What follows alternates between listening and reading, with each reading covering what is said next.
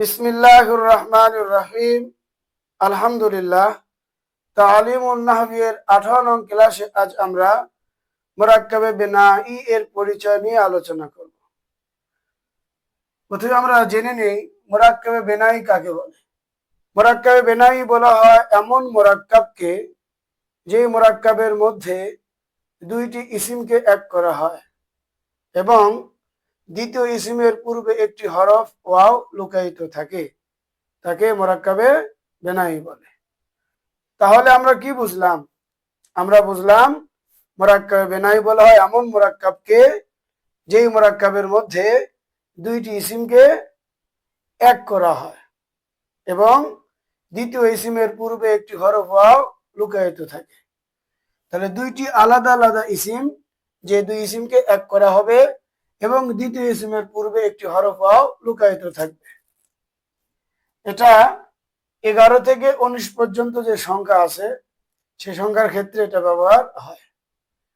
যেমন আহাদা আশারা 11, ইসনা আশারা 12, সালাসাতা আশারা 13, আরবাআতা আশারা 14, খমসাতা আশারা 15, সিত্তাতা আশারা 16, সাবআতা আশারা 17, সামানিয়াতা আশারা 18, তিসআতা আশারা 19। 11 থেকে 19 পর্যন্ত যে সংখ্যা আছে সেই ক্ষেত্রে মুরাক্কাবে বিনাই আমরা খুঁজে পাই। আমরা একটু খেয়াল করি,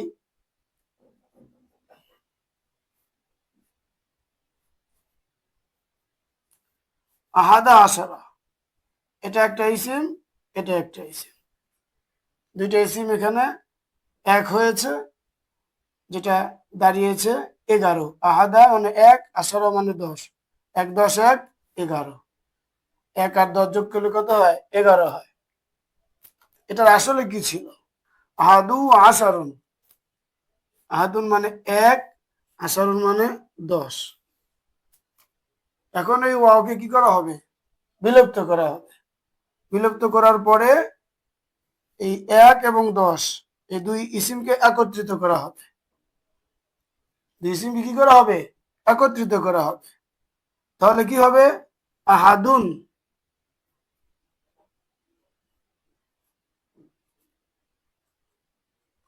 আশারুন, আহাদুন আশারুন। এখন একটি বিষয় আমাদের খেয়াল রাখতে হবে, মুরাক্কাবে বিনাইর হুকুম হলো উভয় ইসিমের শেষ যে হরফ থাকবে সেই হরফের উপর মাবনি আলাল ফাত তথা ফাতার উপর মাবনি হবে। এখন এখানে আর তানবিন দুই পেশ থাকবে না। আহাদা আশারা, আহাদা আশারা।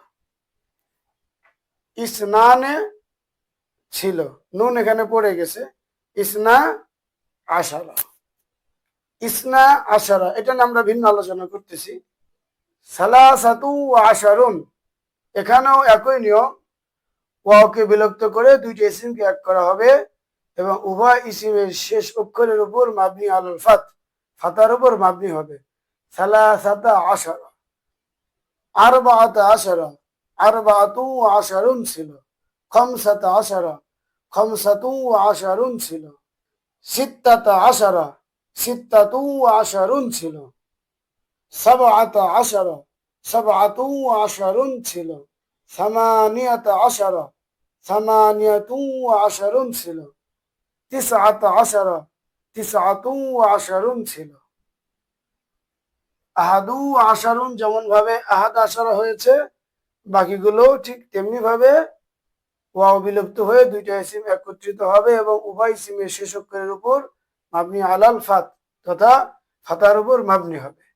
এখন আমরা আলোচনা করব 12 সংখ্যা নিয়ে। ইসনা আশারা, ইসনা আশারার মধ্যে ইসনা শব্দটি মুরব, যা তাসনিয়ার এরাব গ্রহণ করবে। আশারা আবার মাবনি আলাল ফাত। তাহলে ইসনা ব্যতীত বাকি সকল জায়গায় উভয় অংশই মাবনি, শুধু ইসনা আশারার মধ্যে ইসনা শব্দটা মুরব, আশারা আবার মাবনি। একটি বিষয় আমরা খেয়াল করি, ইসনা আশারা, ইসনা শব্দটি মুরাব, যা তাসনিল এরাব গ্রহণ করেছে। এখন ইসনা শব্দটি রফা অবস্থায় আছে, রফা হয় আলিফ দ্বারা, তাসনিয়া রফা হয় কি দ্বারা? আলিফ দ্বারা। নসব আর জর হয় ইয়া মা কবলে ফাতাহ দ্বারা। ইসনা এটা হলো রফা, ইসনাই এটা নসব আর জর অবস্থায় ব্যবহার হয়। আমরা যদি খেয়াল করি, যা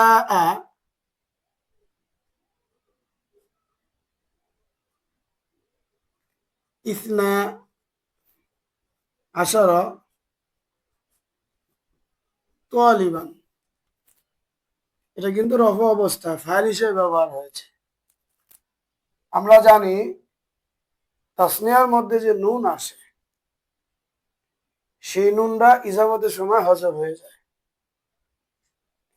তুহজাফু নুন ও তাসনিয়া ইনদাল ইজাফাতি, তাসনিয়া নুনকে ইজামতের সময় হজব করা হয়। এখানে যে নুন থাকার কথা ছিল, শব্দটা হওয়া দরকার ছিল এমন ইসনানে, কিন্তু আমরা ইসনা আশারার মধ্যে আমরা নুন দেখতে পাই না। তো নুন গেল কোথায়? আবার আমরা যদি খেয়াল করি, রায়তু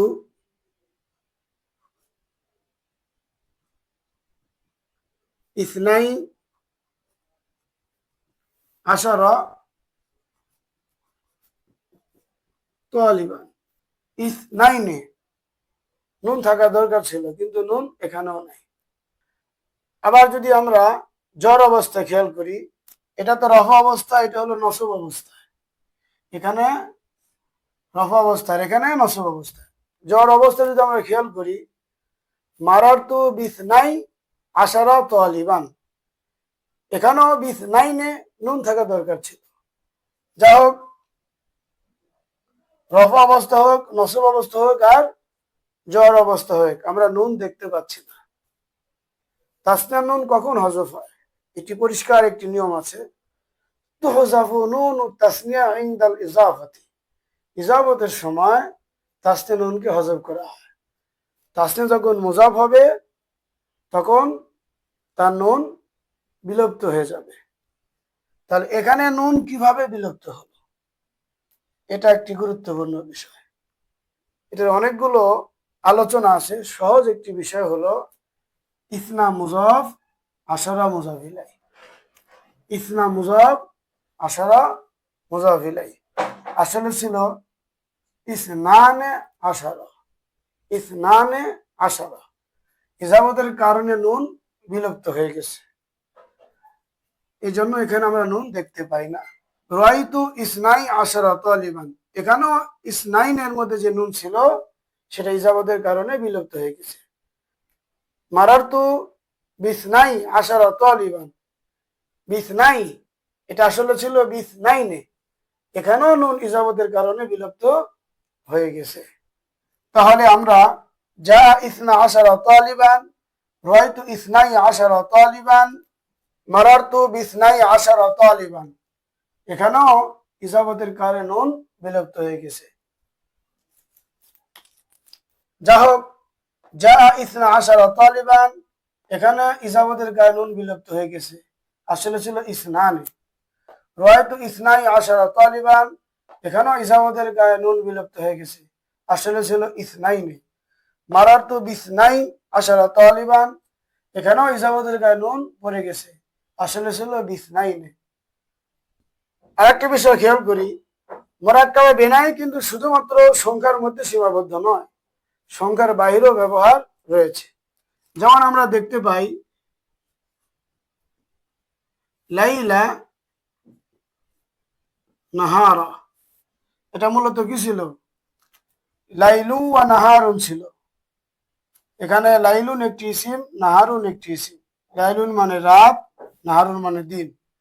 উভয় ইসিমকে একত্রিত করা হয়েছে এবং মাঝখানে ওয়াকে বিলুপ্ত করে দেওয়া হয়েছে, এবং উভয় ইসিমের শেষ অক্ষর, এখানে হলো লাম আর এখানে হলো র, উভয় ইসিমের শেষ অক্ষরের উপর ফাতা দেওয়া হয়েছে মাবনি হিসাবে, মাবনি আলাল ফাত, ফাতার উপর কি হয়েছে? মাবনি হয়েছে। লাইলা নাহারা, দিবারাত্রি মানে 24 ঘন্টাকে বোঝানো হয়। আরেকটি আমরা খেয়াল করি, সবাহা মাসা, এটা এমনই ছিল, সবাহু ওয়া মাসাউন, সবাহু ওয়া মাসাউন, সবাহু ওয়া মাসাউন ছিল। এখানে ওয়াকে বিলুপ্ত করা হয়েছে এবং এই ইসিমের শেষ অক্ষর হায়ের উপর মাবনি আলাল ফাত হিসেবে ফাতা দেওয়া হয়েছে এবং এই ইসিমের শেষ অক্ষরে হামজা, হামজার উপর মাবনি আলাল ফাত দেওয়া হয়েছে। সবাহা মাসা, লাইলা নাহারা, দিবারাত্রি মানে 24 ঘন্টা, সবাহা মাসা সকাল সন্ধ্যা মানে 12 ঘন্টা। যা হোক, শুধু এটা এমন নয় যে সংখ্যার মধ্যে সীমাবদ্ধ মোরাক্কেবে নাইটা। মোরাক্কেবে নাইটা সংখ্যার ক্ষেত্রে 11 থেকে 19 পর্যন্ত ব্যবহার হয়, আর অন্যান্য ক্ষেত্রে অর্থাৎ সংখ্যা বাদ দিয়ে অন্য ইসিমের মধ্যেও মোরাক্কেবে নাই ব্যবহার হয়। আমরা দুইটি উদাহরণ দেখালাম। অর্থাৎ দুইটা ইসিমকে এক করা হবে এবং দ্বিতীয় ইসিমের পূর্বে একটি হরফ ওয়াও লুকায়িত থাকবে, সেটাই হলো মোরাক্কেবে বেনাই। আল্লাহ পাক আমাদের জন্য সহজ করুন।